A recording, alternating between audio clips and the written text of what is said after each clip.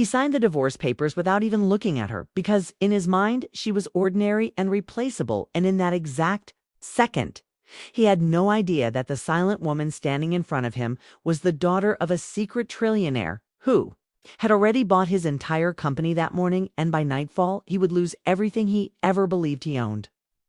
Ryan Cole did not hesitate. His signature moved across the paper like he was approving a routine business deal not ending. A 5-year marriage. Ava remained still, her eyes calm, her heartbeat steady, because the moment she once feared had finally arrived. Ryan leaned back in his leather chair and said, "This is better for both of us. You never truly belonged in my world." His words were sharp but rehearsed. He had been practicing this version of freedom for months, especially after his glamorous assistant.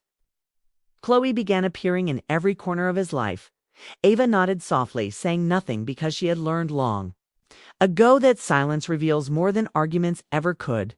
Ryan stood up, adjusting his designer suit, unaware that the empire he was so proud of had already slipped from his control outside the glass walls. Employees rushed through the hallways preparing for an emergency board meeting. Rumors had spread that a mysterious global investor had acquired controlling shares overnight. Ryan felt excited rather than nervous, believing this meant expansion power, more influence. He loved telling people how he built everything alone, how he transformed a failing startup into a billion-dollar corporation through pure intelligence, and risk. What he never knew was that 5 years ago, when bankruptcy was hours away and investors walked out of his office, someone had secretly injected hundreds of millions through layered accounts, saving his company without demanding credit. Ava had begged her father to stay hidden. She wanted Ryan to succeed, believing it was his own victory. She wanted to be loved. For herself, not for a last name she never used. Ryan walked toward the door and paused. "Sign it and have legal finalize it," he said. "I will ensure you are compensated fairly." That was the final insult, because Ava never asked for money, never touched his wealth, never reminded him of the invisible hand that rescued him from collapse. The door shut behind him. The room felt strangely lighter. Ava signed her name with steady grace, as if she was closing one chapter and opening another. Her phone vibrated. One message from Father: acquisition, complete, majority secured. Awaiting your signal. She inhaled slowly and replied, "Proceed as planned. No announcements yet." Meanwhile, in the executive boardroom, Ryan stood at the head of the table, confident, charismatic, untouchable, until the senior director cleared his throat and announced that 75% of the company was now owned by Orion Global Holdings, a private conglomerate operating under direct authority of Elias Vaughn. The room fell silent because that name carried power beyond public rankings. A man whose wealth was whispered to surpass trillions, a phantom investor who purchased empires without warning. Ryan forced a smile. "I would like to meet this Mr. Vaughn," he said. With controlled arrogance, the doors opened slowly, and every executive stood up instinctively as legal advisors entered, and beside them walked Ava, no longer silent, no longer small. Her posture changed, her presence commanding. Ryan felt something unfamiliar tighten in his chest as the lead attorney spoke on behalf of Mr. Vaughn, stating that effective immediately, the board would answer directly to the new majority owner and that strategic leadership changes would begin today. Ryan turned toward Ava, confusion turning into disbelief as realization began creeping into his mind, but it was already too late. The empire he thought he built alone had always been standing on foundations he never understood. Ryan felt the ground shift beneath him, but he refused to show weakness because pride had always been his strongest armor and his greatest blindness. The boardroom air grew heavy as every executive avoided eye contact, waiting for clarification, hoping this was some elaborate misunderstanding. But the legal director continued, speaking in a steady voice, confirming that Orion Global Holdings had legally acquired controlling interest through a series of silent transactions executed over the past 6 months. Each signature verified, each transfer irreversible. Ryan turned slowly toward Ava, searching her face for denial, for fear, for any trace of the woman he believed he knew. But what he saw instead was calm authority, the kind that Does not ask for permission, the kind that has already decided the outcome. He let out a short laugh, trying to reclaim control. So this is some kind of joke, he said, but no one laughed. The senior director swallowed and slid a folder across the table. Inside were official documents stamped, sealed, undeniable. Ryan flipped through the pages faster and faster until the truth became unavoidable. Elias Vaughn, the hidden titan of global finance, was now the majority owner, and Ava stood directly beside. The legal team not behind them, not confused, not shocked, but aligned. The attorney finally spoke clearly. Ms. Ava Vaughn has been appointed acting executive authority, representing the interests of Mr. Vaughn. Effective immediately, Ryan froze the last name echoed louder than any accusation. Vaughn, he repeated slowly as the pieces began assembling in his mind. The secrecy, the quiet phone calls, the refusal to discuss her family background, the absence of relatives at their wedding, the way she never reacted to luxury as if it was ordinary because to her it was. He felt heat rise in his chest, but this time it was not anger, it was fear. Ava stepped forward, her voice steady, controlled, professional. This transition will not affect daily operations. Unless necessary, she said, but leadership performance will be reviewed immediately. Several board members shifted uncomfortably because they understood what that meant. All right. Ryan tried to interrupt, but she continued without raising her tone. Financial reports over the last year show aggressive expansion strategies with insufficient risk insulation. Exposure levels are unacceptable, and internal audits reveal conflicts of interest, including executive favoritism. At that word, Chloe, who was seated near the end of the table, visibly stiffened. Ryan felt the room turning against him, but he still refused to surrender. "You are my wife," he said, as if that title still carried power. Ava looked at him calmly. "Correction," she replied, "I was your wife.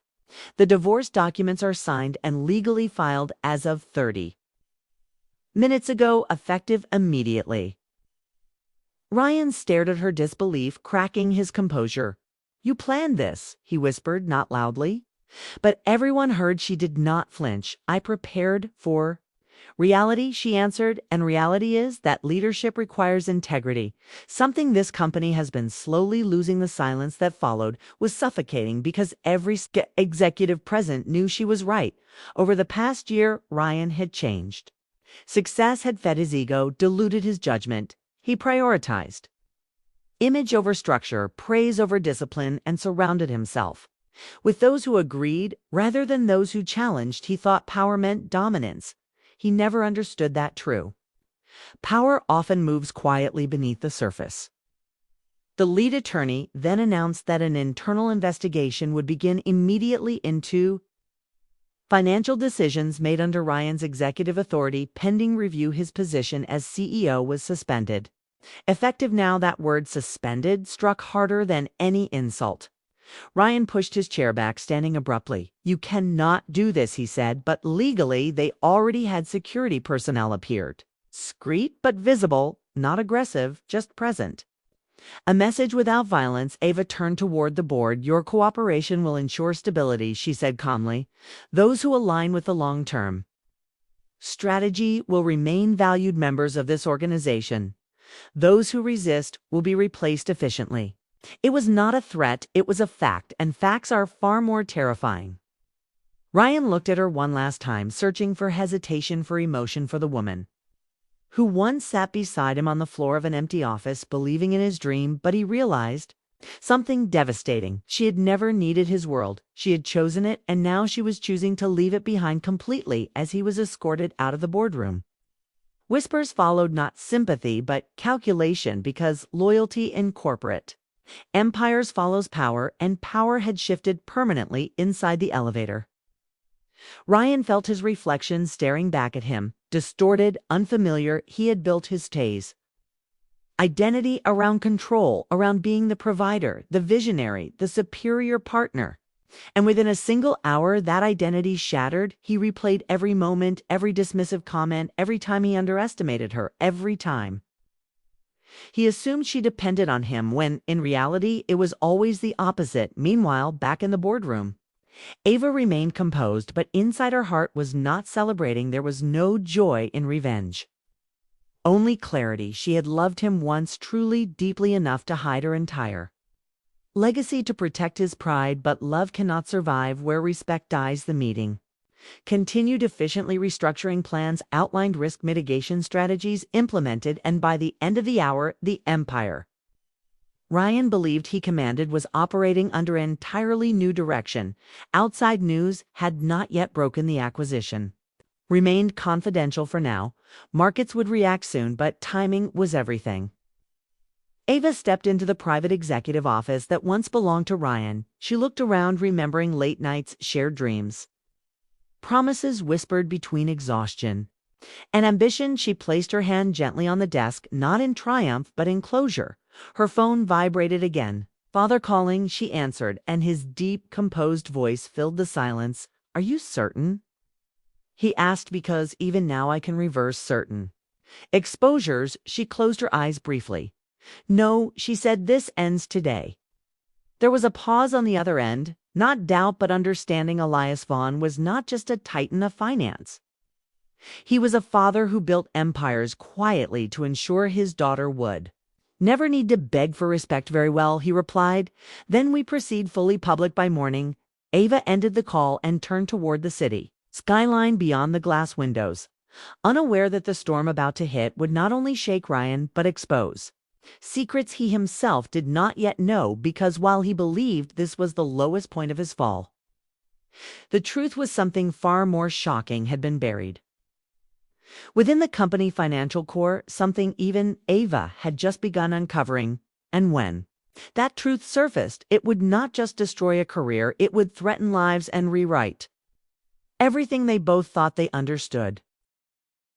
Morning arrived like a silent explosion, because before the markets even opened, financial networks began flashing breaking headlines about Orion Global Holdings officially acquiring controlling interest in Coal Dynamics, and the name Elias Vaughn echoed across every major business channel. Analysts scrambled to explain how such a massive takeover occurred without detection, but those who truly understood global finance knew that when Vaughn moved, he moved invisibly, and when he revealed himself, it was already finished. Ryan woke up to dozens of missed calls, messages from board members, reporters even. Chloe, who suddenly sounded distant, fearful, calculating. He turned on the television and saw his own company logo beneath a headline announcing leadership suspension pending investigation. His stomach tightened, but what truly shook him was seeing Ava standing beside Elias Vaughn at a press conference, her presence calm, poised, unshaken. She was introduced publicly as Ava Vaughn, strategic executive authority and daughter of the founder. Cameras flashed relentlessly as journalists asked how long the acquisition had been planned.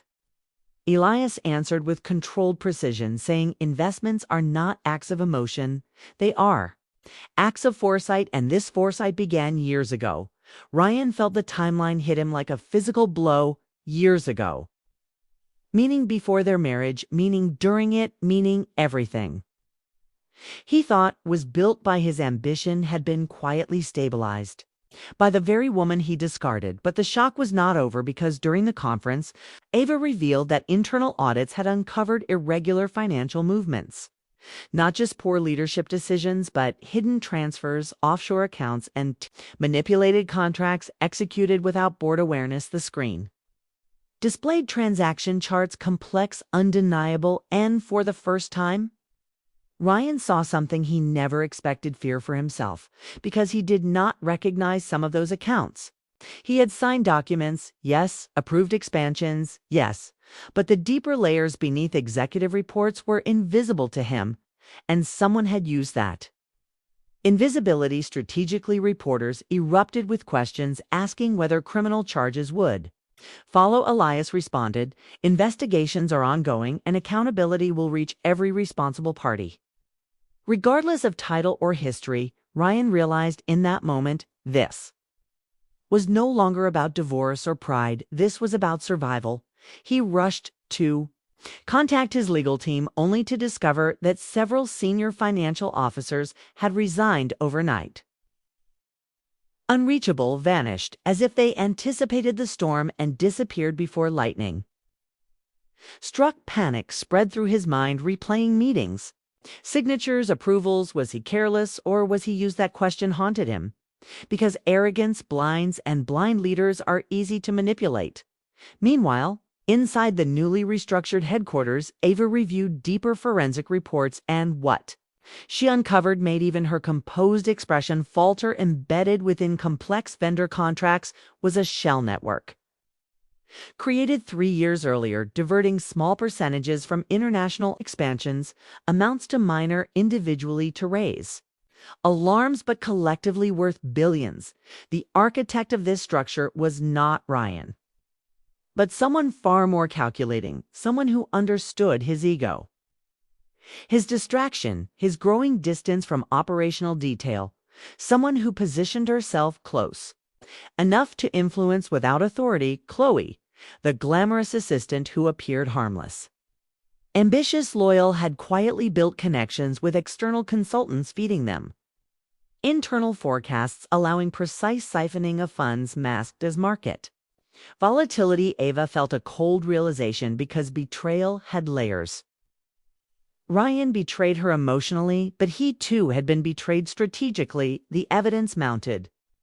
Quickly encrypted messages shared between Chloe and offshore intermediaries, travel records overlapping, suspicious transfers, private meetings. Disguised as networking events, it was a masterpiece of corporate parasitism. Feeding off a distracted empire and now exposed under the wrong microscope, security teams located Chloe attempting to leave the country under a private charter flight. She was detained discreetly, financial crime. Authorities engaged, and as interrogation unfolded, the truth became undeniable. She never intended to stay beside Ryan. She targeted proximity to power, knowing his rapid rise would create structural weaknesses. She exploited his desire for admiration, isolating him from disciplined executives, replacing oversight with flattery, and while he chased image, she built extraction channels beneath his signature. When Ryan was summoned for questioning, he arrived not as a CEO, but as a potential accomplice, though evidence showed negligence, not orchestration. He faced public humiliation beyond imagination. Media cycles transformed him from visionary entrepreneur to reckless executive who lost control of his empire. Social commentary was brutal. Investors furious, but the most devastating moment came when he watched a recorded interrogation clip where Chloe calmly admitted he was never the mastermind. He was simply useful. That word echoed louder than any accusation. Useful because he mistook attention for loyalty. Useful because he ignored warnings. Useful because he believed success made him invincible. Days passed like years. Markets stabilized. Under Vaughn leadership, internal restructuring, strengthened compliance divisions, and criminal proceedings against Chloe and her network accelerated. Billions were frozen, recovered, traced across continents. Elias moved resources with surgical precision, ensuring no residual damage threatened the company's long-term stability. And through it all, Ava maintained professional composure. But privately, she confronted the emotional wreckage of everything that unfolded. She visited Ryan once, not in romance, not in anger, but in closure. He looked smaller, not physically, but internally, stripped of certainty, stripped of superiority. He asked her one question: "Why did you not tell me who you were?" She answered honestly, "Because I wanted you to stand tall. On your own, not on my father's shadow, but you chose ego over partnership, and ego does not build empires, it exposes them." He lowered his eyes, realizing too late that true wealth was never the trillions her father controlled, but the loyalty she once offered freely. Weeks later, final court rulings cleared Ryan of criminal conspiracy, citing manipulation and insufficient direct knowledge, but his reputation remained fractured. He was barred from executive leadership for years, mandated into corporate governance rehabilitation programs, a public fall from untouchable grace, yet not a prison sentence, a second chance wrapped in humiliation. Chloe faced far harsher consequences: international fraud charges, asset seizures, imprisonment. Her ambition collapsed under the very greed that fueled it, and as headlines slowly shifted toward other scandals the empire once called. Coal Dynamics rebranded under Vaughan Global Technologies, stronger, more transparent, fortified against the weaknesses that nearly destroyed it. At the official relaunch ceremony, Ava stood beside her father, overlooking thousands of employees whose livelihoods were now secured not by secrecy, but by structure. Elia spoke quietly to her, saying power tests character, not comfort, and today you proved yours. She smiled softly, not in triumph, but in wisdom, because she understood. Something profound. Revenge satisfies for a moment, but rebuilding defines. Legacy. Months later, in a quiet office overlooking the city, Ryan received a letter, not legal, not financial, but personal. Inside was a single note from Ava. It read, "You once said I never belonged in your world. You were right, because my world required humility and partnership, something you had not yet learned. I hope one day you do." He read it repeatedly, understanding that the greatest loss was not the company, not the title, not the headlines, but the woman who stood beside him before power blinded him. And somewhere across the city, Ava watched the skyline. Not as a victim, not as a conqueror, but as a woman who chose respect over attachment, strength over silence, and as cameras faded in markets normalized, one truth remained undeniable: the man who signed divorce papers believing he was discarding something ordinary had unknowingly released the very force that would expose every hidden crack in his empire. And in the end, the most shocking revelation was not that her father was a secret trillionaire who bought his company, but that the real fortune he lost was the quiet loyalty he never deserved.